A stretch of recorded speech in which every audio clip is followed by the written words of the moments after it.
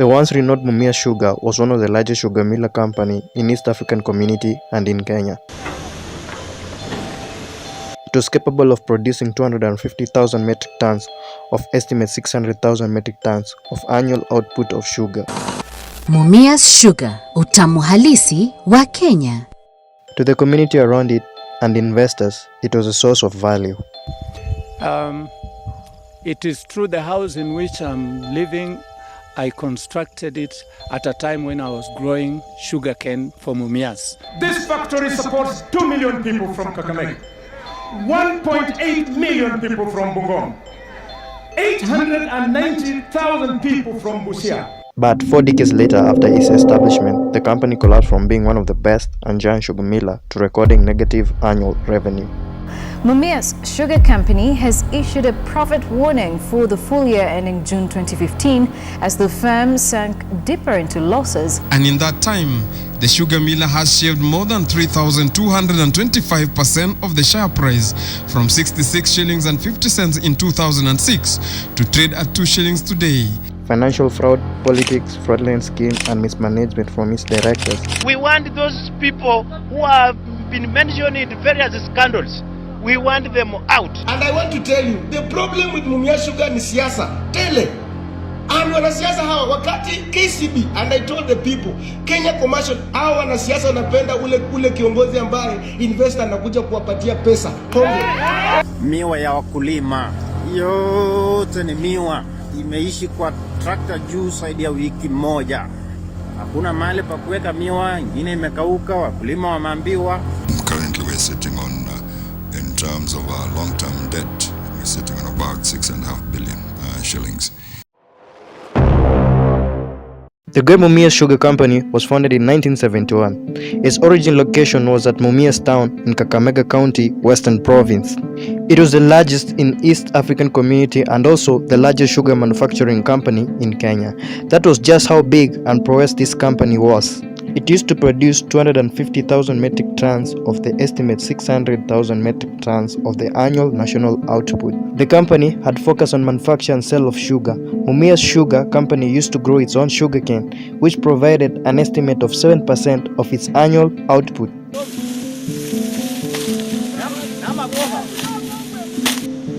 They also depended on over 50,000 registered growers who are the primary source of the sugarcane. The farmers were registered as Mumias Outgrowers Company, which consisted of over 75,000 cane farmers who most of them resided within the region. Mumias Sugar was made public, which it was owned by shares, which the government of Kenya had 71% shares, Commonwealth Development United Kingdom had 17% shares, Kenya Commercial Finance Company had 5% shares, and East African Development Bank had 3% shares. Launch of the company, Dana Mayo, who was one of the non-executives, stated that the company had clear objectives, which were to provide a source of income, create job opportunities for the local people, curb rural to urban migration, reduce over-dependence on importation of sugar, operate on commercial basis to make revenue. We will be looking at paradigm shift by offering alternative modes of cane development and all geared towards bringing down the cost to the farmers. From this objective, they went ahead and achieved almost all of them. For local farmers who are growing sugarcane to be sold to the company, they really made a fortune. Some were able to raise their financial status, build good homes for their families, and also educate their children to university levels. It is true the house in which I'm living, I constructed it at a time when I was growing sugarcane for Mumias. Came 2001. Things were so good that the company listed their shares in the Nairobi Stock Exchange, which reduced the government shares from 71% to 20% shares. This meant that you could invest your money as a common mwananchi and reap big if the company grows, just as stock marketers do. Things started going wrong after the new government in 2007.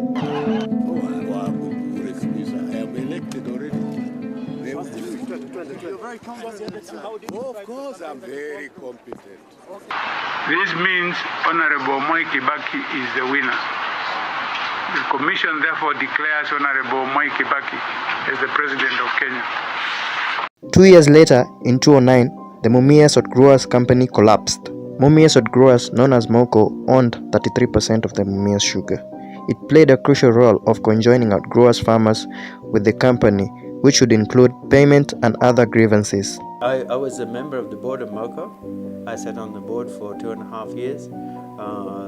While it always had its problems, it worked, and it was a great way of communicating to the farmers. For me, it was easy to pick up the phone and call the chairman of MOCO or call the GM of MOCO and say, quick, come and have a meeting, we've got a problem here. Now, when I have a problem somewhere 60 kilometers away, who do I call? There's no central body representing the farmers.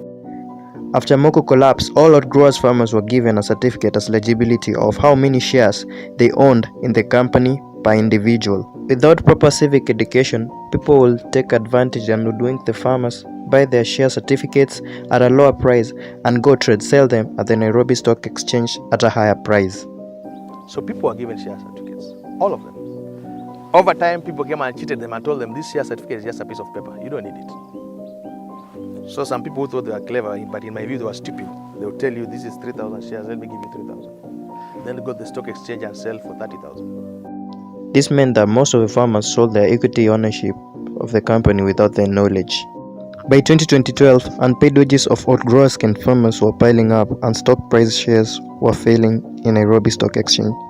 Something wrong was at the factory and the management.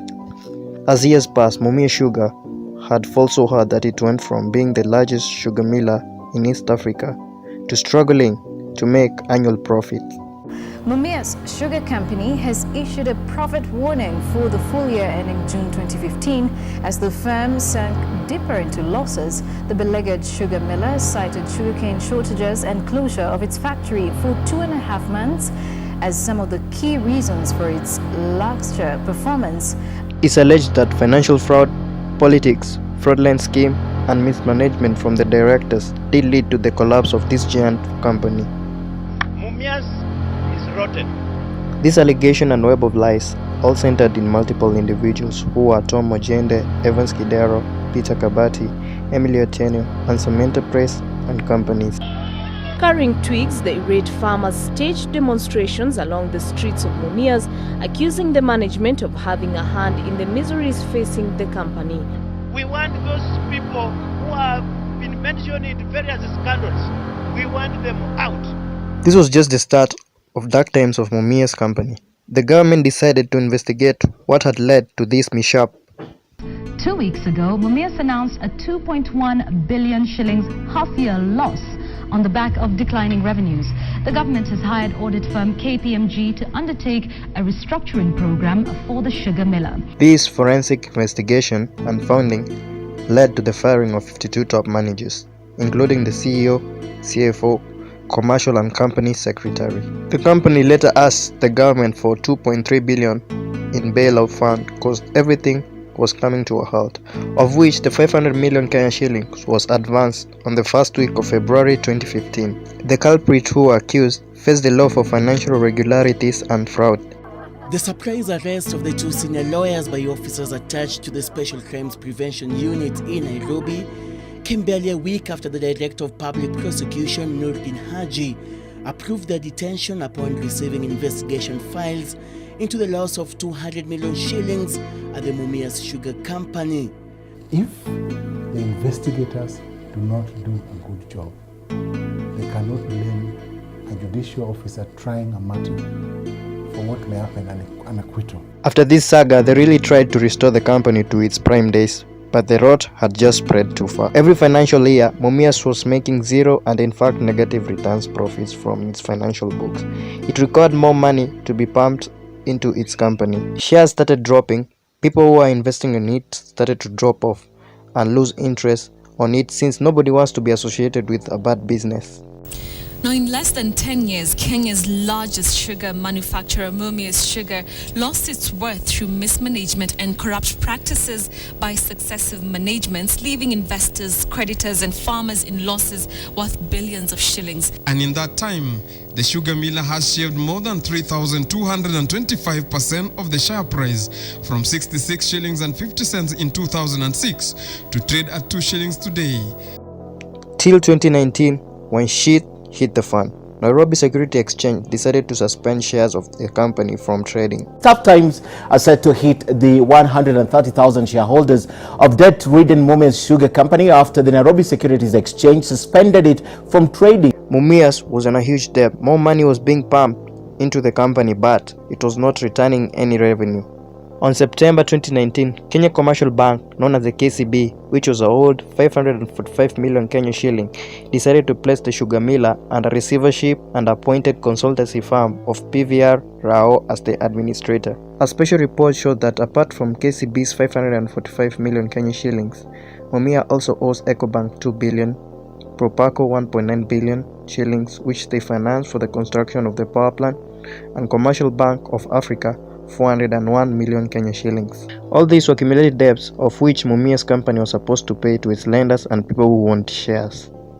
The new owner's equity stood at a negative of 14.4 billion Kenya shillings, which implied that the company could not meet its short-term and long-term financial goals to make the company to reach back its prime time. This was an unusual report despite the company receiving a bailout of 3.7 billion from the Kenyan government. Politics started to emerge at Mumia's company on the receivership of the giant miller. Mr. Rao was later handed the role of the administrator by the High Court after revealing the plans he had for the giant sugar miller. His assessment, which the court agreed, was that Mumias needed an investor who would pump in capital to bring the company to life. And that is the only solution. Nilikuambia juzi ya kwamba Mumia Sugar doesn't need your money. Nilikuambia hata na kuhurumia sana, because everywhere you go is all about money. And I want to tell you, the problem with Mumia Sugar ni siasa tele. And wanasiasa hawa wakati KCB, and I told the people, Kenya Commercial, hawa wanasiasa wanapenda ule kiongozi ambaye investor anakuja kuwapatia pesa. But 2 years later, Justice Alfred Mbeya, who appointed him over as the administrator, removed him from his role over his handling of the leasing process, which was awarded to Sarai Group of Uganda. Justice Mbeya subsequently replaced the receiver manager Ramani Rao with Kareto Marima as the new administrator. Mumias would perpetually remain under receivership and administration.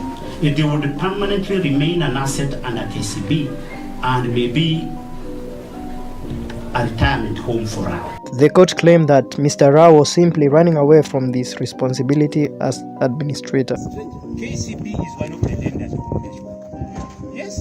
So you are here as who?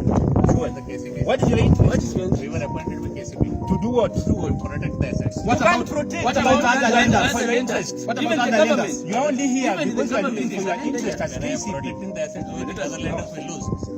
Mr. Rao was to pave way for Mr. Kerato Marima, who had a 20 years experience in business of cooperative recovery, insolvency and receivership. Sarai Group from Uganda was handed a 20 years lease for the company, although they faced backlash from Tumatuma's enterprise, another bidder who claimed they were the highest bidder at 27.6 billion. Uganda-based conglomerate Sarai Group has won a 20-year lease to revive cash-strapped sugar miller Mumias Sugar, according to a statement from the receiver manager PVR Rao.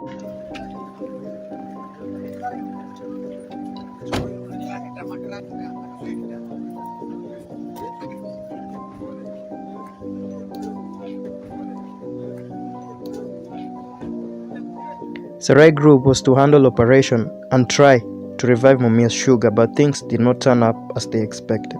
The company was still held captive by corruption from its directors. Sarai would be alleged of not taking sugarcane from Kenyan outgrowers, which was raised by farmers and outgrowers. It was also related in illegal importation of sugars in Mumia's company. They would also import workers from Uganda instead of hiring workers from community. This resulted to farmers bailing out from the sugarcane business because they will take their sugarcane from company to company with the hope that they will be bought. Miwa ya wakulima yote ni miwa, imeishi kwa trakta juu zaidi ya wiki moja. Hakuna mahali pa kuweka miwa, ingine imekauka, wakulima wameambiwa miwa itarudishwa kwa mashamba imwakwe huko. Viongozi wametoroka wakulima, hakuna hata mmoja amesimama na wakulima kuwatetea hao wote.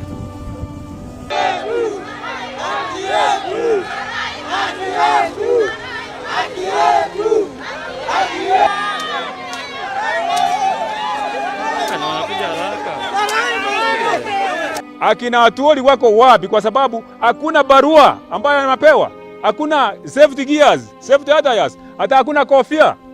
Mtu anafaa Marvin anaingia process house. The collapse of this company affected over 1 million people who depended on it. This factory supports 2 million people from Kakamega, 1.8 million people from Bungoma, 890,000 people from Busia.